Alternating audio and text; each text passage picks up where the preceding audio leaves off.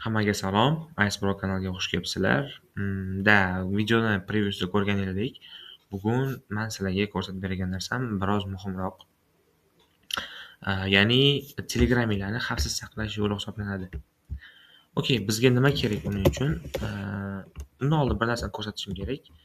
Bizda kiber yordamchi degan bot bor. Bu hozir kanali. Kanalga kirsanglar, boti ham bor buni. Kiber yordamchi bot bu APK Excel'ni tekshirib beradi. Ya'ni sizlarni nimalarga kelsa, ya'ni sizlarga virus keladigan bo'lsa, bu uni tekshirib beradi. Masalan, men bunga chatgpt.apk degan fayl yubordim, to'g'rimi?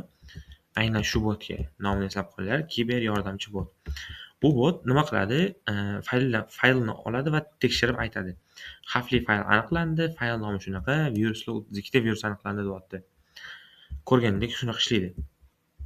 Endi nima qiladi degan narsa bor. Ya'ni ba'zida sizlar hamma kelgan viruslarni ham botga tashlay olmaysizlar, to'g'rimi? Ya'ni sizga virus keldi, sizlar uni ocha olmasdan turib birinchi xayolingizga keladigan narsa bu botga tashlash bo'lmaydi.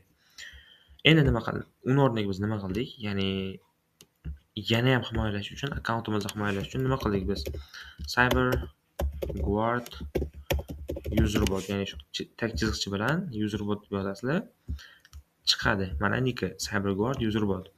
Bunga sart bosasizlar, yozgan bo'ladi, maxfiylik siyosati bor. Biz nima qilamiz va nima qilmaymiz haqida, ya'ni bu botning asosiy vazifasi sizlarga kelgan apk.exe fayllarni hech qanday sizlarga ko'rsatmasdan turib o'chirib tashlaydi. Tushunyapsizlar? Bu degani nima? Maqsad nima o'zi bundan? Ya'ni apk.exe'ni prosta o'chirib yuborishdan maqsad nima?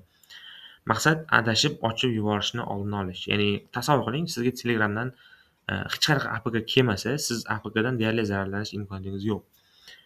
Qachonki Google'ga kirib o'zingiz yuklab olib agar ushlatmasangiz, aynan Telegram orqali sizlar o'sha qutulasizlar bu muammodan. apk.exe'larni yuklab ola olmaysizlar, xohlasanglar ham. Xohlasanglar o'chirib qo'yib yuklasa bo'ladi, lekin asosiy qaytadigan bo'lsak, sizlarga apk.exe hatto ko'rinmaydi. Masalan, menda bu fayl bor, to'g'rimi? Qani edi? Boyagi faylimiz, kiber yordamchi bot qani? Mana bu fayl bor, to'g'rimi?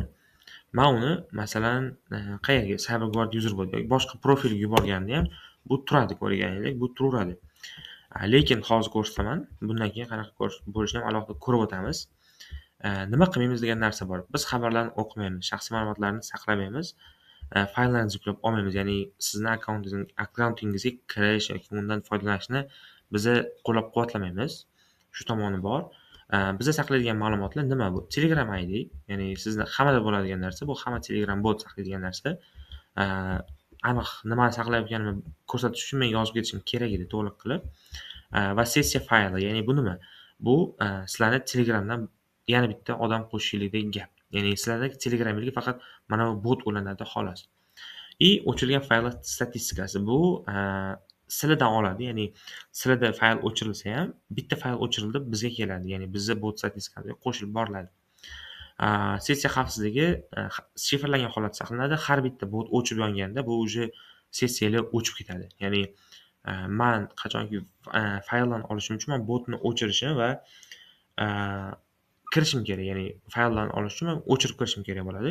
Agar men botni o'chiradigan bo'lsam, barcha sessiyasi o'chib ketadi va olishga hech narsa qolmaydi. Shu narsa aytmoqchi bo'lganman. Xavfsizligi, ya'ni sizlarning o'zingizlar xavfsizligida bor. Endi bu paytda nima qila olasizlar? Sizlar xohlagan paytingizda botni o'chirib qo'yishingiz mumkin bo'ladi. Hech qanday qiyinchiliksiz. Token muddat tugachi sessiya avtomatik o'chiriladi. Ya'ni sizlar token bo'ladi, xizmat narxi bilan birga. Agarda sizlarning vaqtingiz tugaydigan bo'lsa, ya'ni to'ladigan bo'lsa, vaqt masalan 1 oylik olgansizlar, 1 oy muddat o'tdimi, endi sizlarda sessiya yopiladi va avtomatik sizlarda o'chib qoladi. Sessiyalar ham o'chadi va boshqatdan akkauntga kirishingizni to'g'rilaydi. Bu albatta xavfsizlik tomonidan o'ylangan.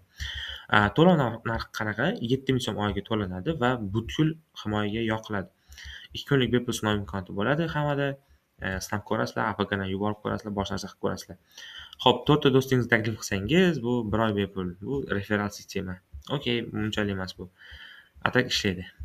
Xizmatdan chiqish, to'xtatish bilan ish vaqti tugaydi. Ya'ni sizlar prosta to'xtatsanglar ham to'xtaydi. Ya'ni sessiya to'xtaydi. muammo yo'q. Sessiyadan barcha ma'lumotlaringiz o'chiriladi, ya'ni aytganimdek faqat statistikasi qoladi xolos. Qabul qilish yoki rad etishni bossanglar bo'ladi. Xohlasanglar rad etasizlar buni, xohlasanglar endi qabul qilasizlar. Men qabul qilaman. Okey. Bizda nima bor? Maxfiylik siyosati qabul qilindi. Salvagward userwordga xush kelibsiz. Himoya qilish uchun quyidagilardan birini tanlang. Token kiritish va token sotib olish. Token sotib olish uchun adminga bog'lanasizlar. Adminga bog'lanish tugmasi mana bu yerda. Bu menga, to'g'ri, mana shu profilga yozgan, mana shu profilga bog'lanasizlar. Adminga bog'lanish bo'lsanglar va kart tashlab beriladi va o'shanga to'lov qilganingizdan so'ng istalgancha oyga nechta token bo'lsa ham sotiladi bu narsa. Aytaylik, 3 oyga 5 ta token olmoqchisizlar. Shunaqa deb yozasizlar. Kart raqam bilan narx tashlanadi. Chek bilan tashlaganingizdan keyin bo'ldi. Ishlab ketadi hamma narsa. Bepul olish yo'li mana bu referral havolalar bor. Boshqa odamga yuborib, tekinga olsanglar ham bo'ladi. Xo'p, birinchi o'rinda bizga nima kerak? Biz token kiritish. Chunki men 2 kunlik bepul sinovni allaqachon tugatib bo'lganman. Token kiritish orqali qilaman men. Xo'p, token kiritish Salvagward adminga yozsanglar qilib beradi. Ungacha men hozir borib olib kelaman tokenni ikkinchi akkauntimdan. Xo'p, bu joy ko'rinmasligi kerak plan bo'yicha. Chunki shaxsiy ma'lumotlarim bor, to'g'ri tushunasizlar. Token yaratish bir oyga bitta token yetadi menga. Xo'p, admin sifatida yaratdim, token oldim. Bizda mana bunaqa token beradi, ya'ni admin sizlarga taxminan shunaqa token yuboradi. Sizlar o'sha tokenni olib mana bu yerga yuborganingizda token qabul qilindi, muddat oyi 1 oy. Endi telefon raqamini yozishim kerak bo'ladi bu yerga men. O'zingizlar nomerlarni yozasizlar bu yerga. Yuborgandan keyin kod yuborish keladi bizga.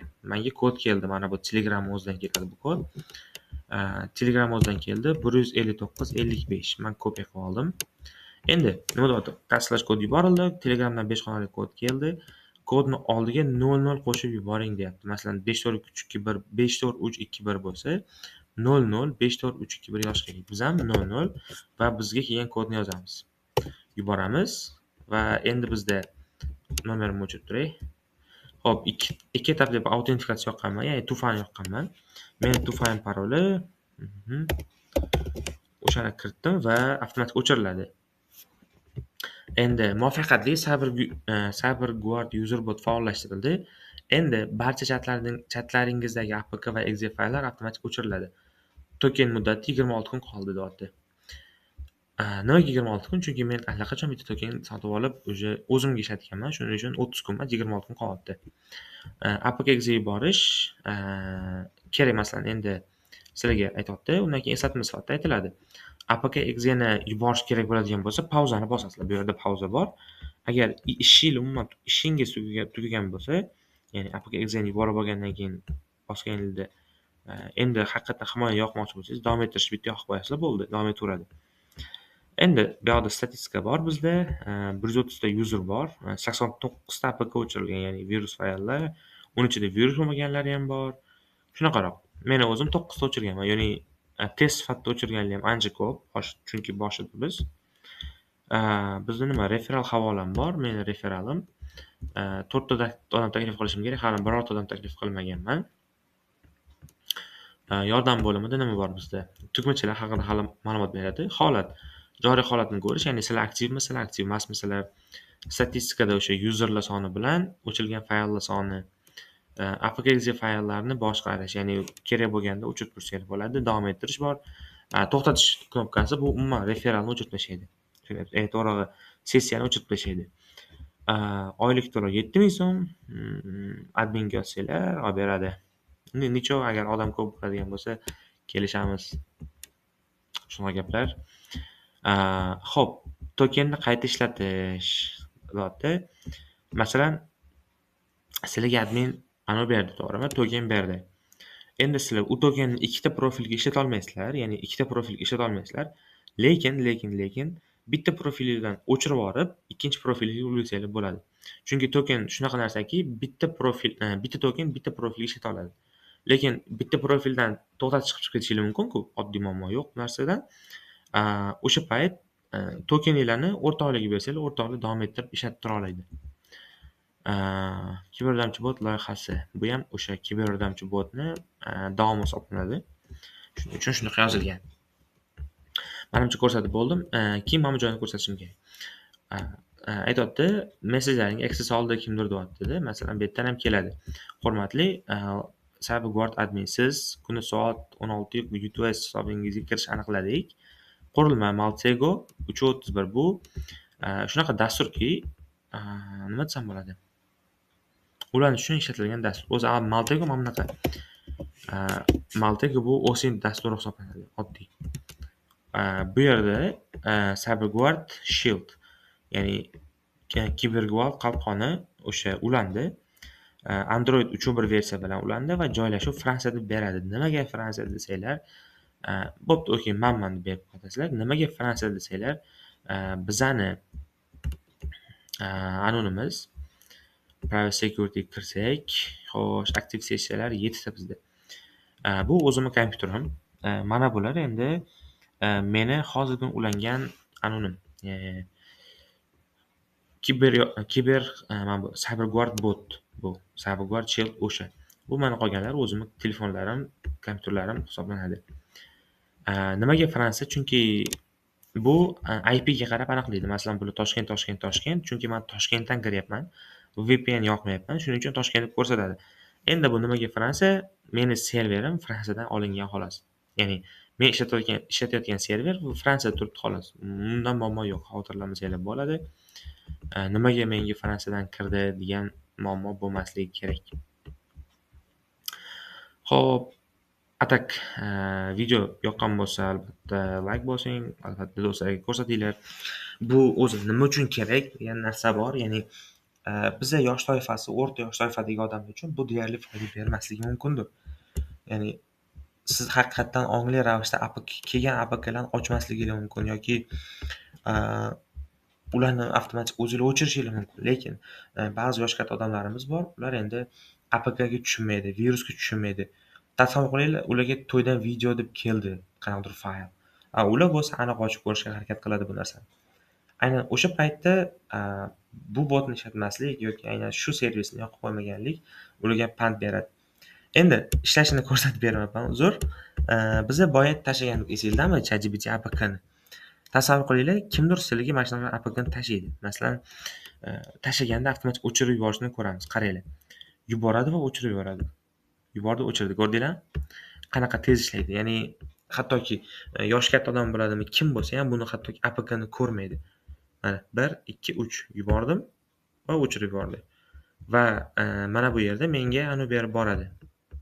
Hisobot berib boradi. CyberGuard himoyasi, xavfli fayl o'chirildi. Nomi kim tomonidan yuborilgani, ya'ni o'zimga o'zim yuborganim uchun va mana bu chatda yuborildi deyapti. Tushundinglar? Ya'ni men yuborganman va mana bu chatda yuborganimni aytayapti. Tamom. Xuddi shunaqa gap.